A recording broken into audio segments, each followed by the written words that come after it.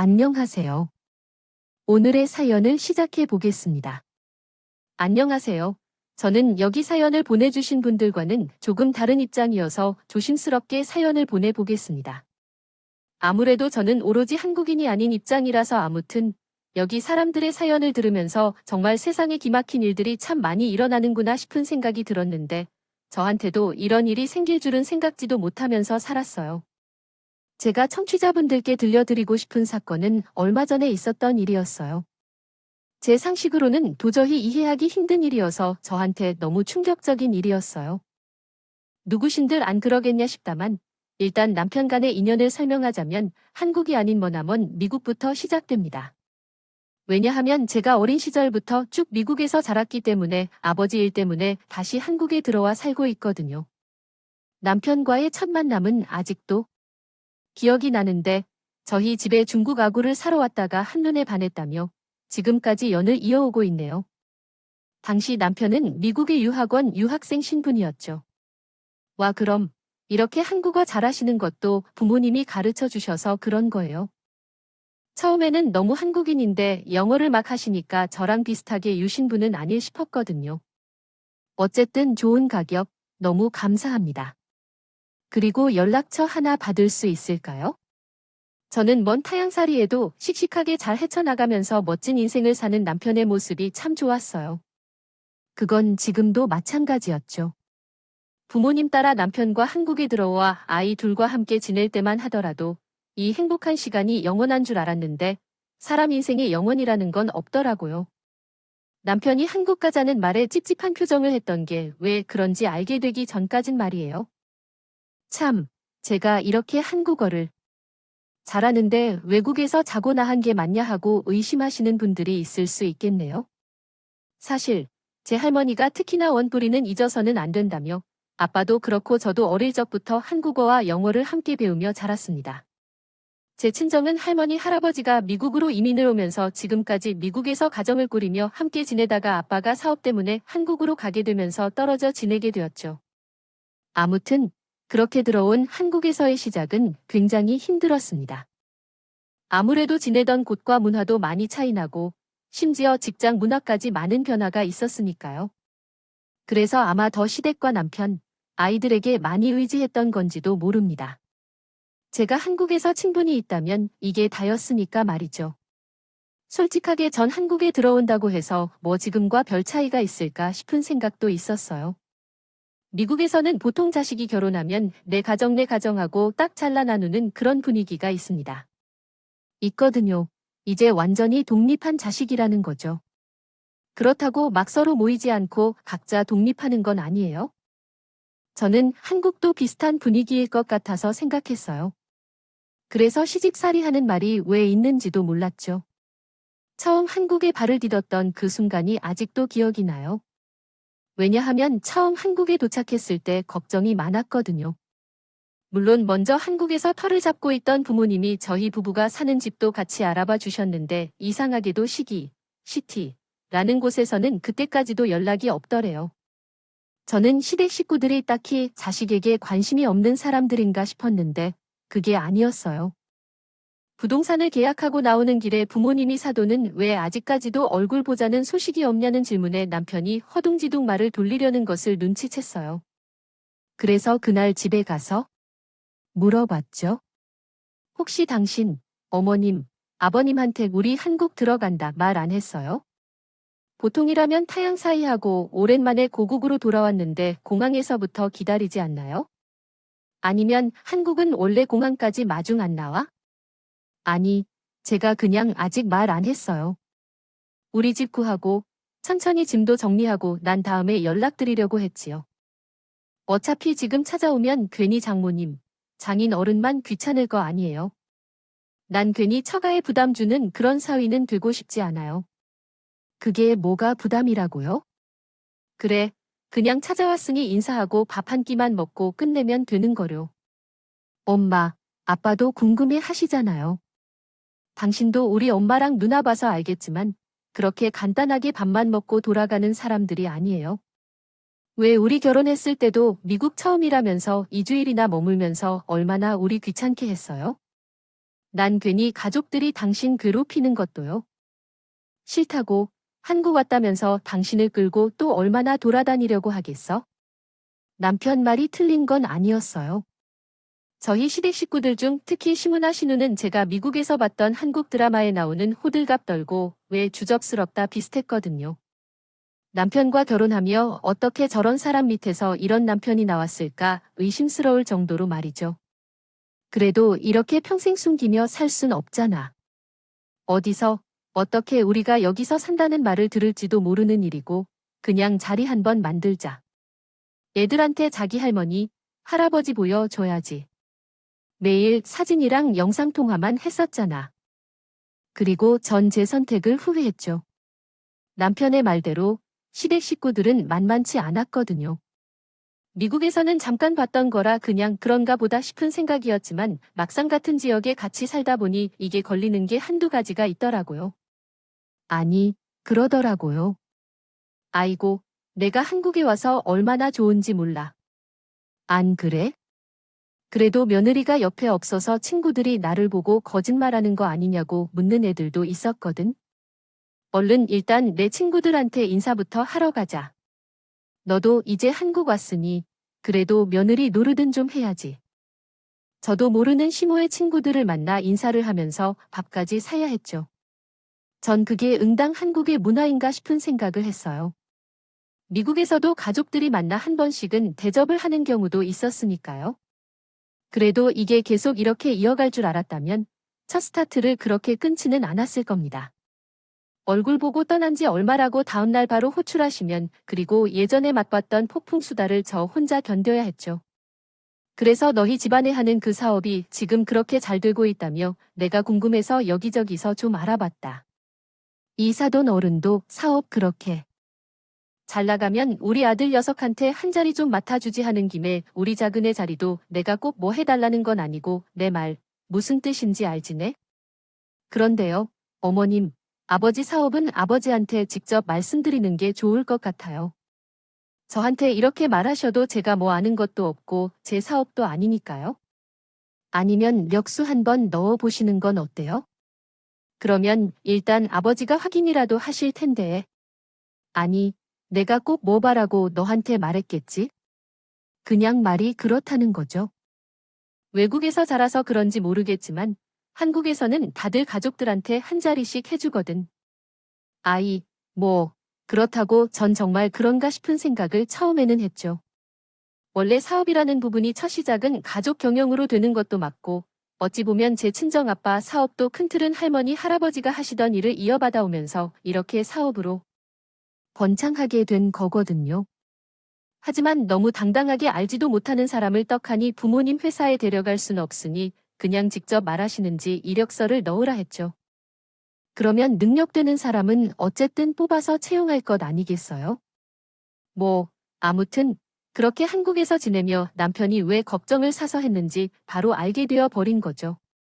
시모는 허구한 날 신우와 함께 저를 밖으로 부르면서 여기가 좋네, 저기가 좋네 하며 끌고 다니니 도무지 제 일에 집중할 수 없게 만들더라고요. 그리고 다 좋은데 아직 학교를 가기도 전인 아이들이 집에 있는데도 무리하게 같이 데리고 나가자고 이런 대이동을 견디다 못해 제가 한마디 하게 되었습니다. 어머님, 정말 죄송한 말씀인데 이렇게 놀러 다니는 거 저 솔직히 원하지 않아요. 애들도 아직 어리고 저도 집에서 만나는 사람도 아니고요. 그랬니? 내가 그런 줄 몰랐네. 내가 미국에서 지냈던 사람이라 그냥 나는 이렇게 한국 구경 다니면 좋아하는 줄 알았지. 나는 그저 오랜만에 본 손주들도 귀여우니까 자주 보고 싶었던 게 너한텐 부담이었는데 이게 아실 겁니다. 그냥 깨달은 듯이 말하는 사람이랑 비아냥거리는 것 같은 사람의 차이를 말이죠. 그리고 신호의 말에 저는 정확하게 이들이 저를 놀리는 거구나 싶더라고요. 언니, 너무 혼자 그렇게 심각하지 마세요. 언니가 한국이 처음이라 모르는 것 같은데 한국에서는 원래 시댁에서 이렇게 부르고 며느리는 시댁식들 모시고 그런 거예요. 선 어떨지 모르겠지만 아무튼 여긴 한국이야. 아, 결혼하면 다 이렇게 살아요. 그렇지, 틀린 말은 아니야. 솔직히 말해서 내가 너한테 시집살이를 시킨 것도 아니고 내가 나한테 좋은 선물을 하나 사줄 수 있겠니? 그리고 어디 나랑 같은 시어머니가 또 있는 줄 아니? 한국에 들어와도 연락이 딱 없고, 자, 기 할 말을 다 하는 애를 이렇게 보듬고 사는 그런 집이.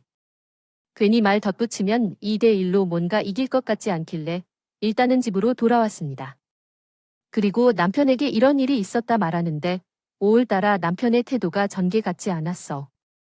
엄마가 당신이랑 애들 데리고 계속 밖으로 나오락 부른다고 내가 제발 그러지 말라고 누말 것만 당신은 또 그걸 고지곳대로 듣고 있었어.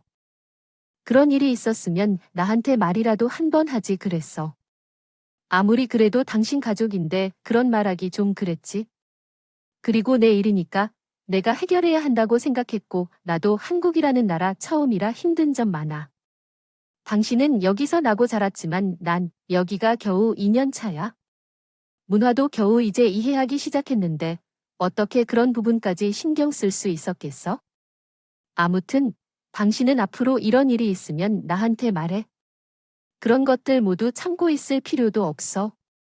내가 엄마랑 동생한테 잘 일러둘 테니까. 당신은 앞으로 이런 일이 있으면 나한테 말해 알았지? 남편이 한국 오기 싫어했던 건 알고 있었거든요. 왜냐하면 남편이 왠지 모르게 시댁과 좀 가깝지 않다는 느낌을 받았었어요. 평소 결혼하고 나서 시댁과 전화할 때도 제가 옆에 있으면 잠시 자리를 피해서 통화하는데 막 큰 소리도 들리고 그랬죠. 그래서 사이가 좋진 않은가 보다 그런 생각을 했어요. 솔직히 친구들이랑 이야기를 하더라도 같은 문화권 사람이 아니었으니 이렇지 않을까, 저렇지 않을까 그런 가정만 했었고요. 나름 속이 답답했었지. 그런데 한국에서 이렇게 시댁 식구들을 경험해보니 알 것 같더라고요. 왜 남편이라는 사람이 그렇게 한국을 가기 싫어했는지 말이에요. 그냥 미국에서 일을 계속하고 싶어하는 남편의 행동에 처음에는 솔직히 이해가 가질 않았어요. 본인이 살기에 만약 미국이 좋은 나라는 아닐 텐데 왜 이렇게 굳이 고집을 세울까 싶은 생각도 들었고요. 그래도 이렇게 제 편을 들어주니 남편이 고맙더라고요. 그리고 다음 날은 남편이 이런 제 말을 지키기라도 하듯 제 앞에서 시모와 전화를 했죠. 그것도 스피커폰으로 돌려서 제가 다 들을 수 있게 말이에요. 엄마가 며느리를 불러서 계속 여기저기 끌고 다녔다면서 거기에 아직 어린 애들까지 데리고 나오라 했다면서. 그래, 내가 그랬는데 왜 며느리가 그걸 그렇게 듣기 싫었지? 그런데 어쩌냐. 난 분명 미안하다는 말을 했는데 엄마가 퍽도 그런 말을 했겠다. 괜히 이 사람 신경 건드려서 나한테 말하기까지 한 거 아니야? 엄마 모르지? 이 사람 성격이 혼자서 다 해결하려는 사람인데 오죽했으면 나한테 자기가 그런 일이 있었다 말까지 했겠냐고. 넌 지금 그게 엄마 앞에서 그렇게까지 목소리까지 높일 일이야? 이래서 자식 새끼 키워봤자 소용없다고 한다니까. 남편이 아주 남의 편 줄인 말이라니. 내가 딱 그 모양이다. 아무튼 알았다. 너 이렇게 나오는 거 치사하고 더러워서 엄마가 더 안 부른다. 안 불러. 그렇게 시무는 전화를 끊었고 남편은 옆에서 얼른 칭찬해 달라는 듯이 저를 쳐다보더군요. 어때? 당신이 해결하려고 말하는 것보다는 훨씬 낫지. 앞으로도 이런 속상한 일 있으면 먼저 나한테 말해. 혼자서 속으로 끙끙 앓고 있지 말고. 당신 뻔히 한국에서 힘든 것다. 아는데 남편인 내가 이런 것도 못해줘서 되겠어? 남편에게 고마웠죠. 그래서 이날은 남편에게 한상거하게 아침을 차려줬었어요. 제 나름대로의 감사 선물이었죠. 그래도 이게 효과가 좀 있었는지 남편이 이렇게 전화를 하고 난 뒤로는 시모나 시누나 따로 제게 연락하는 일이 이전보다는 많이 적어졌어요. 이전에는 일을 하려고만 하면 전화가 오는 통에 제대로 일을 하기도 힘들었는데 지금은 그래도 편한 마음으로 일에 집중할 수 있겠더라고요. 너무 신기해서 같은 팀에 친해진 연니한테 이런 일이 있었다 털어놨죠. 그런데 언니는 조금 이상한 말을 하더라고요. 그런데 남편이 너 앞에서 너 보란 듯이 그렇게 스피커폰으로 내 시어머니한테 통화를 했다고. 그건 좀 이상한데 왜 사람이 확신해서 너무 좋지 않아? 그래도 남편이라도 내 편 들어주겠다. 다음 날 바로 이렇게 눈으로 보여주니까 너무 좋잖아? 그래, 바로 그게 이상하단 말이야. 자기는 모르겠지만 한국에서는 그렇게 스피커폰으로 남들과 통화 내용을 나누는 사람들이 많지 않거든.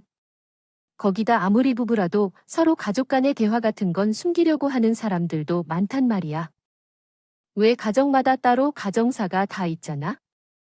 그런 점을 그렇게까지 공유하고 살진 않는다고? 오, 그래. 그런데, 언니, 남편이 미국에서 유학을 해서 그런 건 아닐까? 아무래도 미국이라는 곳이 내 주장 하나만큼은 딱 뚜렷하게 말하는 나라기도 하고. 어머, 자기 순진한 구석이 있네. 어떻게 자기가 나고 자란 습성을 다른 나라에서 잠시 지낸다고 버릴 수 있겠어? 소위 3살 버릇은 역까지 간다는 말이 있어. 사람이라는 동물은 가지고 있던 습관을 쉽게 못 버린다는 말이야. 그런데 내가 이렇게 의심하는 게 오히려 더 당연한 일 아니겠어? 한국인이 보기에는 남편의 행동이 이상하단 말이야. 전 그런 언니의 주장을 이때는 넘겨들었습니다. 최근 언니는 남편과 투닥거리며 일이 좀 있었다고 했으니까 해서 지내는 모습을 보고 부러워서 그런가 보다 그런 생각을 했죠.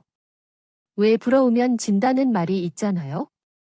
전 그래서 저한테 이런 얘기를 하는 줄 알았어요. 일이 이렇게 흘러갈 줄은 상상도 못하고 말이에요. 어쨌든 저는 평소와 다르지 않은 그런 나날을 보내고 있었어요. 회사에서도 별일 없었고 아이들도 무럭무럭 잘 자라 이제는 첫째도 둘째도 어린이집에 보내서 전보다 편해졌고 거기에 어느덧 한국 문화에 많이 익숙해진 터라 예전보다 서운 점들도 많이 없어져 회사 동료들과의 사이도 나쁘지 않았죠. 그러던 찰나 갑자기 아빠한테 연락이 왔어요. 원래 이렇게 뜬금없이 연락을 하는 사람은 아니었는데 이날은 일이 바빠 한 번 전화를 못 받았는데 전화를 받자마자 급하게 숨까지 고르시며 말을 하시더라고요. 왜 이렇게 늦게 전화를 안 받아? 무슨 일이라도 있었어? 아무튼 이게 중요한 게 아니라 큰 일이 생겼다. 아빠야, 말로 왜 그렇게 숨을 헐떡이면서 말을 해? 뭐, 운동이라도 하고 있었던 거예요. 그리고 방금은 나도 일 때문에 바빠서 전화를 못 받았지. 아빠도 사업하는 사람이면 알잖아. 일하는 중에는 많이 바쁘잖아. 지금 일이 중요한 게 아니야. 할아버지한테 얼마 전에 연락이 왔는데 할머니가 몸이 편찮으시다고 하셔서 이번 기회에 한국에 같이 들어와서 살려고 해요. 미국에서처럼 우리 가족 같이 함께 모여 살면 좋겠죠. 붙어 살면서 같이 엽도 좀 지켜나가면 좋을 텐데 아빠의 이야기는 다소 충격적이었어요. 어릴 때부터 바쁜 부모님 대신에 절 봐주시던 할머니가 편찮으시다니 저는 아빠의 말에 걱정이 컸습니다. 그래서 말문이 턱 막혔죠. 물론 아빠는 제가 그러거나 말았거나 자기 말을 이어가셨습니다. 아무튼 일단은 내가 외곽 쪽에 5층짜리 건물 하나를 구입해 놨거든. 그 집 3층으로 들어와서 살아. 1층은 너희 할머니 할아버지 사시게 하고 2층은 우리가 살려고 한다. 이제 나도 나이가 들었으니 슬슬 사업돈에 사위한테 물려줄까 생각 중이고. 그럼 우리야 좋지? 근데 할머니 어디가 그렇게 안 좋다고 하셔? 뭐, 암이나 그런 건 아니지. 검사는 받아보셨다는데 잘 모르겠다. 그래도 암은 아니라고 하셨으니까 큰 문제는 없을 것 같은데. 일단 수술 이야기나 그런 건 없으니까 아마도 크게 문제는 아니고 노안 때문에 그러시는 것 같더라. 그래서 우리가 더 모셔야겠다 생각을 했어. 이제 나이도 있어서 비행기 타려면 지금 아니고선 시간도 없을 것 같고, 그렇겠네. 미국이란 한국이 아무래도 장거리이기도 하니까 두 분한테 힘들 수도 있겠다. 아무튼 난 찬성이가 아빠 하고 싶은 대로 해. 그래서 그런데 아빠가 일단은 미국을 한번 가버렸고 일단 얼굴이라도 보고 설득을 해야 두 분도 들으실 것 같거든. 뜻밖의 제안이었지만 미국에서 자식도 없이 지낼 조부모 생각에 저는 얼른 알겠다 말을 했죠. 그리고 미국에 가겠다는 아빠의 말에 저도 함께 해야겠다 생각이 들었어요. 그런데 아빠가 그냥 말로 해서 오시겠어요? 뭐 거들어야 되지 않을까? 일단, 그래서 언제 갈 예정이야? 나 다음 주라면 시간 날 것도 같은데, 다음 주에 같이 가서 같이 일단 모시고 오는 건 어때? 짐은 나중에 천천히 붙여도 되잖아. 그거 좋은 생각인데. 안 그래도네, 할머니가 너한테는 오죽 약하셨는데. 그럼 내가 굿딸인데. 아무튼, 그럼 나 다음 주에 휴가 낼 테니까 같이 가서 할머니 상태도 보고 같이 모셔오자. 알겠죠? 아빠와 전 그렇게 미국에 갈 날짜도 정해놓고 통화를 종료했습니다. 긴 통화에서 들은 이야기가 너무 많아 머리가 복잡했지만 그래도 일단은 이 일을 남편에게 먼저 이야기하자 싶었죠. 대신 한 가지는 숨겼습니다. 왜냐하면 예전에 그 친한 회사 언니가 했다는 말이 있어요. 그게 이 순간에 갑자기 문득 떠오르더라고요. 왠지 모르게 아빠가 말했던 사업 이야기를 하면 안 될 것 같다는 느낌이 있죠. 그런 느낌이 갑자기 오는데 이게 여자의 감이라는 게 또 믿지 않을 수 없잖아요. 그래서 아빠가 사업 물려주고 싶다는 얘기는 쏙 빼고 할머니가 안 좋으시다는 점과 미국에 가게 되었던 말을 전했습니다. 그래, 장인어른이 이번에 건물을 하나 샀다고. 그래서 거기에 우리가 층에서 살았으면 좋겠다 하셨어요. 응, 그렇다니까 이번에 할아버지한테서 전화가 왔었습니다. 할머니가 몸이 많이 안 좋으신 것 같다고 그래서 이 기회에 두 분도 나이가 있으니까 더 늦기 전에 한국 모셔와서 우리가 좀 케어 좀 하려고 당신도 괜찮지 나야 뭐 어차피 케어하는 일은 당신이 전담으로 하게 될 테니까 당신이 걱정이지 그래서 우리 거기 들어가면서 뭐 전세금이라도 좀 줘야 하는 거 아니야? 아니면 장모님 장인 노은 용돈이라도?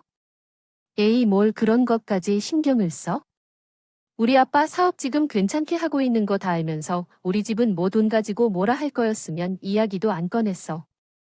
아무튼 당신도 찬성한 걸로 알고 내가 아빠한테 이야기한다. 그래, 당신이 그렇게 말한다면 뭐 그런데 그 집에 그럼 1층에서 3층까지는 다 쓰는 거고 남은 층이란 5층은 어떻게 하신대? 일단은 거기는 잠시 비워 두실 거라고요. 하던 것을 우리 가족끼리 살기 위해 구입하신 건물이라 크기는 작지만 서로의 짐이 많기 때문에 주택이라기보다는 좀 꾸며서 가족들이 사용할 수 있는 공간으로 활용할 수 있지 않을까 생각해요. 건물이라면 평수가 꽤 될 것 같은데 부동산을 하시는 것 같지 않았고 어쩌면 작은 진료소나 다른 용도로 사용하실 수도 있지 않을까요? 차라리 아빠 친한 지인 중 한 분이 서울에서 작은 병원을 운영하시고 있지 않았나요? 혹시 급한 일이 있으면 그분께 도움을 요청할 수도 있겠죠. 어쨌든 이해관계는 아직 명확하게 정해진 것이 없어서 그런 이야기가 나온 거겠죠. 오늘 남편이 이상한 얘기를 하면서 계속 이야기를 끊고 남편의 말이 계속 이상하게 이어져서 놀라기도 했어요. 하더라도 이렇게까지 꼬리를 물며 물어보는 일이 거의 없었거든요. 아무튼 저는 이사 이야기까지 했고 별말이 없으니 잘 알아듣겠니 하고 미국으로 출발했죠. 아이들은 아직 긴 비행을 견디기에 어렸으니 남편 곁에 놔두고요. 남편에게는 아이들을 잘 부탁하는 말도 덧붙여서 했네요. 그렇게 미국에 다녀왔고 저와 아빠는 무사히 조부모를 설득해서 한국으로 새 계획을 세울 수 있게 되었어요. 그래서 얼른 건물 인테리어 공사를 진행해야겠다 싶어서 아빠와 함께 찾아갔죠. 그런데 무슨 공사라도 했는지 건물 앞에 쓰레기가 산더미처럼 나와 있더군요. 아빠도 영문도 모르는 채로 가니 쓰레기를 누가 여기다가 이렇게 막 버려놨대 하면서 화를 내셨죠. 그런데 건물에서 두 사람의 인형이 보이는 겁니다. 바로 시무, 신우요. 여기에 있을 사람들이 아닌데 왜 여기서 이러고 있나 싶어 물어봤죠. 이 상황을 왠지 이 두 분야에게 조언을 구해봐야겠다는 생각이 들었어요. 사람이라면 알 것 같았거든요. 어머님, 이게 도대체 무슨 일이에요? 여긴 또 어떻게 알고 찾아오신 거고요? 아, 혹시 여기 쓰레기 버리는 거 누가 이렇게 하셨는지 아세요? 아, 그거 우리가 좀 일단 이렇게 쌓아두라고 말을 했어. 이게 아라고는 다르게 평수가 좀 제법 되지 않겠니? 그래서 안에 좀 뜯어고치고 하니까 이렇게 쓰레기가 아주 산더미가 됐어. 이거 처리하게 차 좀 불러줄 수 있겠어? 아니, 그럼 지금 이게 다 어머님이 버린 일이시오? 그리고 왜 어머님이 거기 1층에서 나오시는 건데요? 어머님이 이 건물에 무슨 권리가 있다고 저희 아버지랑 다 이야기된 부분인가요? 내 아들이 여기서 산다고 하니까 우리가 이렇게 온 거지. 5층짜리 건물 한 번에 샀다며 사돈네. 너희 그리고 사돈네 어르신들 이렇게 살면 2개 층 남지 않냐? 그래서 일단 우리가 먼저 1층 침발라 놓으려고 왔지. 어이가 없었죠. 아니, 누가 준다는 말도 안 했는데 이렇게 불쑥 찾아와서 그것도 이미 예정이 되어 있는 곳에 들어갔으니 말이에요. 그리고 남편에게 들었다 하더라도 1층은 뻔히 쓰임새가 있었다는 걸 알고 있었다는데 어이가 두 배로 없었습니다. 그리고 그 옆에서 말을 거두는 신우 역시 제 화를 도 두기엔 안성맞춤이었고 인테리어도 일단 다 했으니까. 언니는 너무 걱정하지 마. 언니, 신경 안 쓰이게. 우리가 잘 만들어 놨지. 우리가 살 집인데. 우리가 어찌 잘해 나았겠어? 걱정 마라. 인테리어 업자를 데려와 우리 허락도 없이 1층 공사를 했다는 시호와 신호. 어처구니가 없어서 저도 아빠도 한순간 말을 잃었죠. 그런 저희를 보며 시모는 화를 더 돋들고 싶었는지 말을 쉼없이 이어가시더군요. 그것도 이번엔 저희 아빠를 상대로 말이죠. 사돈. 오랜만입니다. 사돈이 건물 주인이라면 어차피 층 건물인데 누구 세줄 것도 아니니 가족끼리 나눈다고 하셨다죠. 그러니 1층은 우리가 좀 쓰겠습니다. 가족 좋다는 게 뭐예요? 안 그래요? 사돈 아주 당연하다는 듯이 웃으며 말을 하는데 정말 어이가 없어도 도 한참은 없었죠. 그리고 번뜩 먼저 정신을 챙긴 전 말했어요. 아니, 이게 대체 무슨 짓이에요? 당장 원상 복구해 놓으세요. 그리고 저희 아버지 건물인데 왜 당사자 빼놓고 그렇게 결정하세요? 아무리 봐도 아빠도 지금 이 상황 모르시고 계신 것 같은데 사전에 상의도 없이 이렇게 다 뜯어고치면 어떡해요? 이게 상식적으로 말이 되는 행동이라 생각하세요? 너는 시어미한테 이렇게 소리를 지우고 어디서 배운 버르장머리야? 사돈 보셨죠? 제가 며느리한테 이러고 삽니다. 그러니 좀 오고 가는 게 있어야 하지 않겠어요? 사돈지간 좋다는 게 뭐예요? 이럴 때 써먹으려고 있는 말 아닙니까? 아빠도 역시 시댁 식구들의 적화장 어가 없었는지 이번에는 바로 시모의 말에 대답하시고 오고 가는 거 지금 상황에 그런 말이 나옵니까? 그리고 우리 애는 우리가 잘 키운 것 같은데요. 애도 아는 이런 상식을 어른이 몰라서야 되겠습니까? 제 딸 걸고 넘어지지 말고 제 딸 말처럼 당장 1층 원상복구 해놓으세요. 어머, 사돈 야박하네. 어떻게 그런 말 할 수가 있어요? 그리고 좀 나누면 뭐가 더 나나요? 그럼 인테리어 복구 비용으로 1억 정도 아니라고 저랑 우리의 인건비 가지해서 1억 2천 주시면 해드리죠. 뭐라고요? 지금 남의 건물까지 찾아와서 무단으로 들어가 인테리어 공사까지 진행하고 그걸 핑계로 돈을 달라고요? 그게 지금 할 말이에요? 당신, 이대로 나랑 뭐 하자는 거야? 아빠는 그래도 제가 있어 말을 아끼는 것 같았죠. 아무래도 아이가 둘이나 있고 지금 상황에서 크게 부딪히면 제 결혼 생활에 문제가 될 것 같아 화를 참으시는 것 같았어요. 하지만 전 참지 않았습니다. 그리고 당당하게 말했죠. 아니, 아빠, 이런 사람들 말 듣고 있을 필요도 없어. 그냥 내 남편 방을 빼버리자. 그러면 깔끔하게 해결되지 않겠어? 어차피 그 사람하고는 내일이라도 당장 이혼하려고 했거든. 제 말에 시모도 신우도 화들짝 놀라면서 왜 그러냐며 갑자기 태세전환을 했어요. 아니, 새아들, 어떻게 그런 심한 말을 할 수 있니? 저번에 내 남편 시켜서 우리한테 면박 줄 때는 언제고 내 아들이 이젠 이 편이라고 그런 말 쉽게 하는 것 같은데. 이혼이라는 단어 그렇게 쉽게 입에 담는 거 아니다. 그냥 이번 일은 깔끔하게 우리 선으로 해결할 수 있는 일이잖아. 그래, 그게 문제였어요. 제가 그날 스피커폰으로 남편이랑 대화했다 얘길 제 직장 동료한테 말한 적이 있었거든요. 그런데 한국 사람이 그건 너무 이상한 일이라고 저한테 그더라고요. 나중에 저도 따로 여기서 살아보니 알겠더군요. 그게 이상한 일이 맞다는 걸 뭐가 알아? 우리 애가 너한테 오죽 단단히 매어 살고 있지 않냐? 그런 애가 너 하나 붙잡겠다는 게 그럼 너를 위한 게 아니라 누구를 위해 그랬다는 거야? 정말 몰라서 그러세요. 이 되시면 눈치를 채셨죠? 방금 제가 스피커폰 이야기하기 전에 어머님은 어떻게 남편이 어머님 면박 줬다는 걸 제가 알고 있다 생각하셨죠? 제가 이렇게 나오면 이제 알 때도 되지 않았나. 제가 다 알았다는 사실을 그건 당연히 걔가 나한테 그렇게 하고 너한테 말했을 게 예상이 가니까? 아니요. 그 사람은 평소에 제 앞에서는 어머님이나 시댁 식구들하고 사이가 좋지 않은 것처럼 행동했는데 그게 이상한 거죠. 평소에도 연락을 그렇게 꺼리던 사람이 하루아침에 그렇게 전화통을 붙잡고 사실 별것도 아닌 일에 그렇게 화를 낸다. 그때부터 이상하게 생각했어야 했는데 제가 미련했던 제가 너무 갑자기 시호에게 따지고 든다 생각이 드셨겠죠? 이게 어떻게 된 일이냐 하면 말이에요. 사실 미국에 갔다 왔을 때 남편이 유학 중 만난 친구를 보게 됐거든요. 제가 할머니를 모시고 갔던 병원에 우연히 그 친구가 일하고 있더라고요. 그런데 그 친구가 혼자 온 저를 보더니 깜짝 놀라면서 말했죠. 한서 놈이랑 이혼하신 거예요? 그래, 그 놈이 결국은 그럴 줄 알았어. 내가 잘했어요. 그 놈이랑 같이 사는 걸 보고 제가 속으로는 얼마나 조마조마했던지네. 저랑 남편 지금 한국으로 가서 잘 지내고 있는데요. 이번에는 저희 할머니가 편찮으셔서 저만 이렇게 잠시 미국 들어온 거고. 그런데 방금 그게 무슨 말이에요? 그럼 제가 말 실수를 아니다. 기왕 이렇게 된 거, 제 말 잘 듣고 한국 돌아가시면 얼른 그 관계 정리하세요. 남편의 친구 입에서 나온 말은 정말 저를 너무 경악하게 만들었죠. 세상에 이런 일이 나한테 생기다니, 이게 현실이 맞는 건가?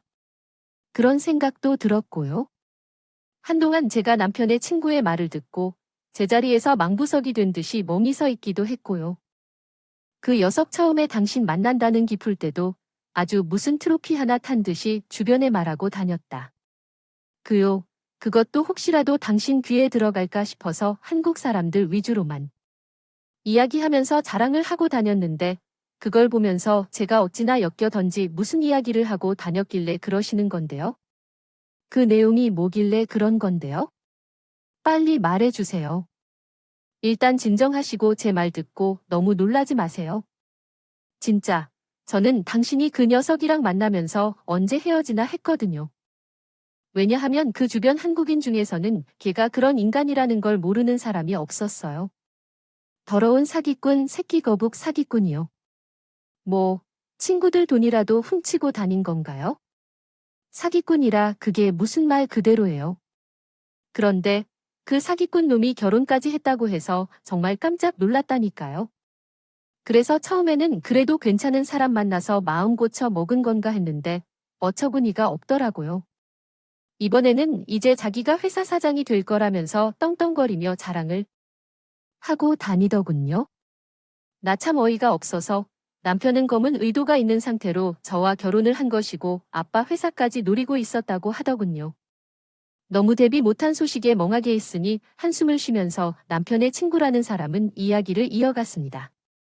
게다가 그 놈이랑 우연히 술을 먹다가 어떤 사람이랑 통화하는 걸 들었는데 그게 또 어이가 없어서 내가 당신한테 몰래 전해줄 기회가 없어서 속으로 좀 쏘가리를 했었거든요. 전화통을 붙잡고 당신한테 당신 집에 어차피 사업 물려받을 사람 결혼하면 자기밖에 없다고 얼마나 거들며 거리면서 헛소리를 하던지 마지막에 엄마라는 말만 아니었으면 제가 진짜 끙끙거릴 필요도 없었죠.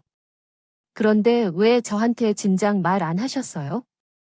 그런 일이 있었다면 저한테 바로 알려주셨어야 했던 거 아니에요? 제가 그 당시 당신한테 말했다고 해서 당신이 알겠습니다 하고 그 녀석이랑 헤어졌을까? 제가 볼 땐 오히려 제가 사기꾼이라고 몰아가지 으면 다행이었다 싶네요. 그리고 제가 말해서 당신이 그놈한테 뭐라고 했다면 그 사기꾼 기질로 어떤 말을 했을지 또 어떻게 알고요? 저도 저 나름대로 소갈이 많이 했다고요. 순간 머리가 띵했어. 그래도 지금부터라도 단단하게 멘탈 부여잡고 처신을 똑바로 해야겠다 생각을 했어요.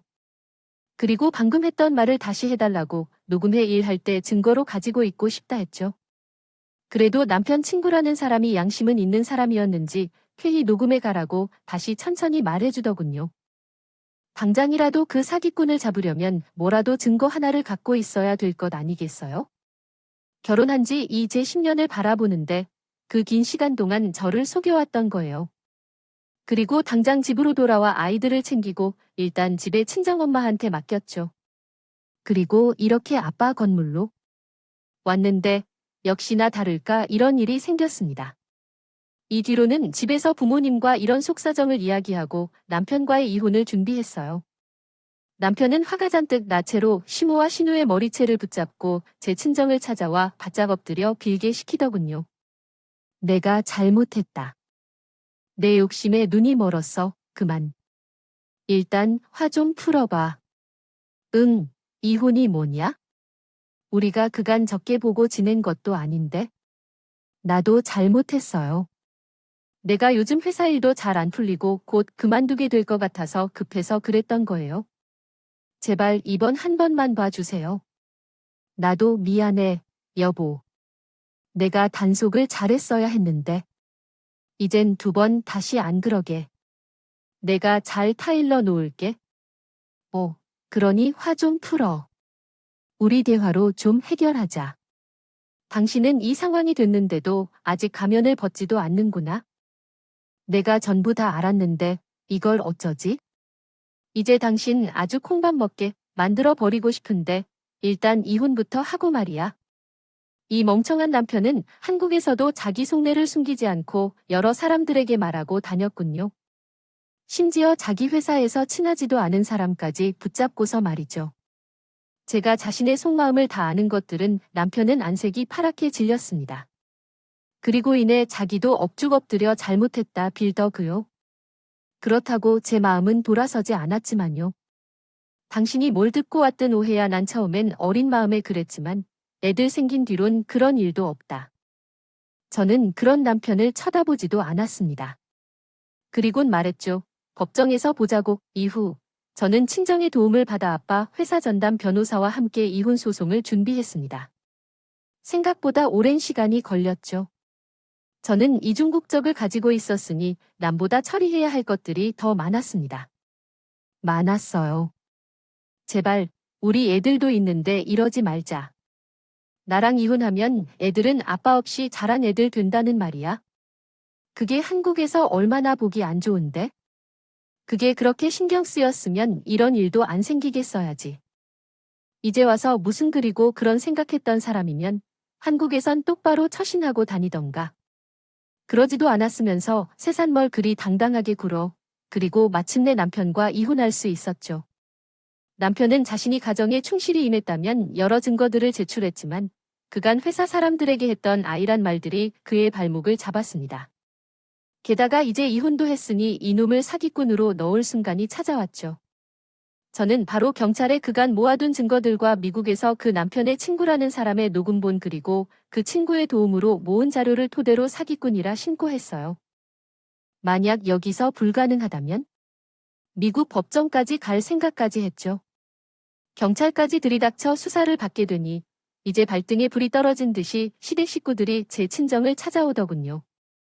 예, 우리가 속이려 했던 거 다 용서 비마.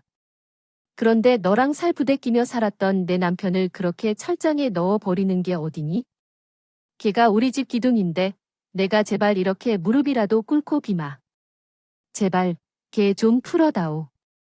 언니, 제발 우리가 어떻게서든 피해 보상 다 해줄 테니까 우리 오빠 좀 어떻게 해줘.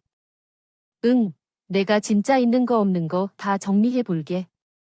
여기서 이러시지 말고요. 저희 그냥 법정에서 한 번 더 보시죠. 어차피 남은 기간도 많은데 그 사이에 그 인간 없이 어떻게 살지 알아서 궁리하고 결국 남편은 저를 기만한 죄로 사기가 입증되었고 그렇게 깜빵으로 가게 됐습니다. 아마 범죄자가 되었으니 이제 나와서 살기는 힘들어지겠죠. 남편이라는 사람은 자기가 범죄자가 될 줄은 몰랐다는 듯이 다시선 법정에서 울고불고 난리도 아니었습니다. 오죽했으면 판사가 질려서 죄를 인정도 하지 않는 모습이 괘씸하다며 초범인데도 바로 깜방 보내버렸겠죠. 물론 미국으로 보냈다면 더 시원한 꼴 받겠지만 하는 수 없죠. 남편은 한국 국적의 사람이니까요. 이런 일을 겪게 되면서 겉으로 보이는 게 사람의 다는 아니구나 싶은 생각이 들었습니다. 저와 이혼한 후 남편이 그렇게 되고 난 뒤에 시댁은 약간 비상상태 그런 느낌인 것 같더군요. 알게 모르게 저희 집에서 가져가는 것들이 제법 있었는지 거의 2주 넘도록 사람을 누르면서 지치게 했지만 오히려 그게 저희한텐 도움이 됐죠. 이런 식으로 자꾸 찾아오시면 접근 금지에 경찰에 신고할 거예요. 영영 손주들 얼굴도 보기 싫으세요? 그리고 제발 거짓고라고 찾아오지 마세요. 남들 보기 창피하니까 경찰 한번 불러볼게요. 뭐라고 하니까 자기 아들이 경찰서에 가서 그런 일을 당해서 그런지 겁을 잔뜩 먹은 그 뒤로 발을 뚝 끊더군요. 뭐, 어떻게 조용해져서 저와 아이들은 친정집에서 평이하게 지낼 수 있었습니다. 지금은 한국에 들어와 저희 부모님과 함께 할머니, 할아버지도 한국에서 잘 지내고 계세요. 한국의 의료가 정말 대단한 수준이라고 하던데 너무 좋더라고요. 왜 주변 나라에서 한국의 의료 관광을 온다는 말이 도는지 새삼 느끼게 되었죠. 그리고 저, 아직은 한국을 떠날 생각은 없습니다. 주변에서는 좋은 조건이다. 미국 가서 살지 왜 여기 사냐 하시는 분들이 종종 있는데 어디를 가더라도 사람 사는 건 다 똑같고 어차피 아이들이야 나중에 머리가 좀 크면 선택권을 주어도 늦지 않다는 생각을 하고 있기도 하고요. 아무튼 말이죠. 저랑 그렇게 되고 그 집안 사람들은 어떻게 지내나 싶어서 주변 사람들에게 물어보았어요.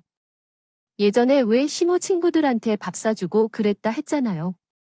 그 사람들 아주 입이 근질근질하더라고요. 제가 들은 바로는 시댁은 그대로 살던 집까지 팔고 이사를 나갔다고 해요. 신우는 여전히 능력이 변변찮은지 아르바이트 나갔다가도 그대로 일 못한다 쫓겨나고 다시 찾고 반복하면서 지냅니다. 그러고요. 처음부터 골빈 행동할 때부터 알아봤습니다. 솔직히 전남까지 면이 사람이 정말 생각이라는 걸 하고 사는 건가 싶을 때도 많았거든요. 그리고 시모는 전 남편이 그렇게 되고 그대로 알아 눕고 난 뒤로는 여전히 남한테부터 살려고 여기저기 쑤시고 다닌다고 해요. 하지만 요즘 세상이 어떤 세상인데 벌써 그 이사 갔다는 소문이 쫙 난 상태더라고요. 그러게 세상 좀 좋은 마음으로 살지. 가족 모두가 합심해서 다른 집안한테 빈대처럼 붙어서 살려고 하니 누구라도 좋은 말이 나오겠어요? 마지막으론 시부가 남았는데 사실 이런 모든 사실을 방관하고 있었던 시부가 제 눈에는 가장 좋지 않은 것 같아요.